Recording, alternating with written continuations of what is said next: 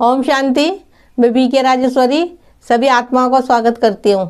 आज मैं आप सबको बताऊंगी कि वह 3 शक्तिशाली सोमान कौन से हैं जो आपको अंदर से ताकत देंगे। इन सोमानों को हमेशा आपको याद रखना है ताकि जब भी आप पे कोई परेशानी या कोई बात आए ऐसी निकल के कि आपकी स्मृति में ये सोमान रहेंगे तो आप कमज़ोर नहीं पड़ोगे। क्योंकि जब हम सोमान भूल जाते हैं तो बाबा भी याद नहीं रहता, तो कुछ तो अपनी स्मृति में रखना पड़ेगा ना।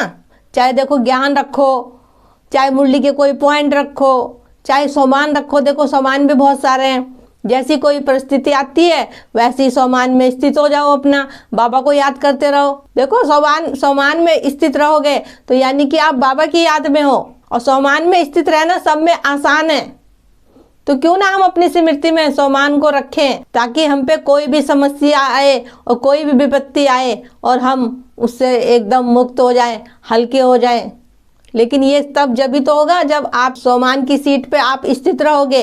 देखो पहले तो अपने को यही सोमान अपनी स्मृति में रखो कि मैं बहुत शक्तिशाली आत्मा हूँ। देखो जब ये आप सोमान लोगे कि मैं बहुत शक्तिशाली आत्मा हूँ तो हमें अपने पिता की याद आएगी, भगवान की याद आएगी। तो हम बच्चे किसके हैं? तो वो कितना शक्तिशाली है, भगवान हमारा पिता कितना शक्तिशाली है, तो हम उसके बच्चे हैं, तो हम भी तो शक्तिशाली हैं। तो अपने को ऐसा मैसेज दिया करो, मैं बहुत शक्तिशाली आत्मा हूँ। देखो जब आपकी स्मृति में ये सोमान रहेगा कि मैं कितनी शक्तिशाली आत्मा हूँ, तो फिर आपके सामने कैसी भी परिस्थिति आए, कैसी भी उलझन आए, आप उससे बाहर निकल जाओगे। जब हमारे बुद्धि में कोई सोमान नहीं रहता, बाबा की याद नहीं रहती, जब भी हम परेशान होते हैं, ये नहीं कि आप पे कोई समस्या आए, कोई परेशानी आए, आप जब भी सोमान लो, आप वैसे भी सोमान में रहो, चलते फिरते सोमान की स्थिति में रहो और उठते बैठते सोमान की स्थिति में रहो।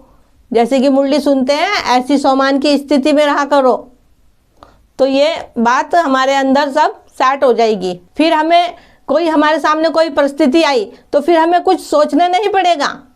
वो जब हमारी बुद्धि में वो सोमान रहेंगे तो वो ऑटोमेटिक ही हमारी जुबान पे आएंगे।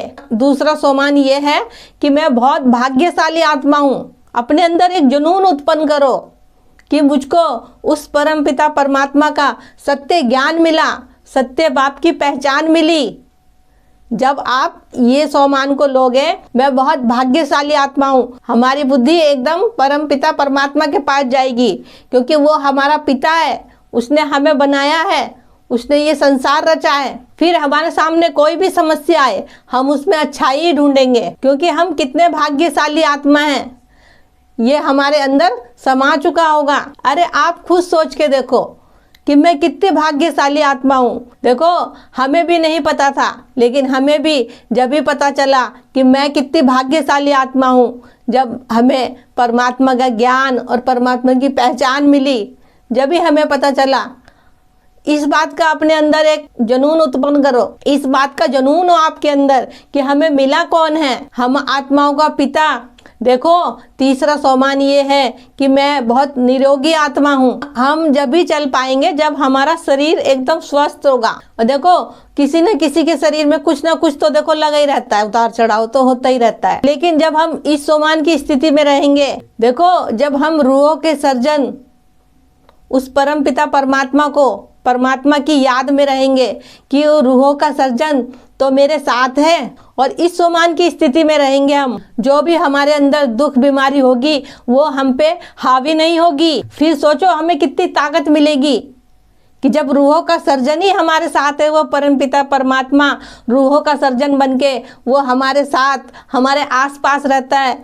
तो फिर देखो अपने को कितना निरोगी महसूस करोगे, कितना शक्तिशाली महसूस करोगे। मेरा इस वीडियो का बनाने का यही उद्देश्य रहा है कि आप इन सोमानों में स्थित रहकर अपने को शक्तिशाली बनाओ, अपने को पावरफुल बनाओ। नहीं तो दुनिया आपको कमजोर करने में तुली रहेगी। लेकिन आप जब इन सोमानों में अपने को स्थित रखोगे, हर समय अपनी बुद्धि में रखोगे, कोई भी आपको कमजोर नहीं कर सकता। आप खुद सोच के देखो, वो परम पिता परमात्मा हमारे साथ है तो वो भला हमें कैसे कमजोर होने देगा। जब ज्ञान में हो तो फिर सोमान में रहो और बाबा को साथ लेके रखो, अपने रोज मुरली सुनो, रोज योग करो, योग में बैठ के बाबा से मन ही मन बातें करो। अपने को इतना पावरफुल बना लो कि कोई भी परिस्थिति कैसी भी आए आप उसमें कमजोर ना पड़ो, आप अकेले ही काफी हो। तो ठीक है, फिर चलती हूँ, कल फिर मिलूंगी कोई नए टॉपिक के साथ।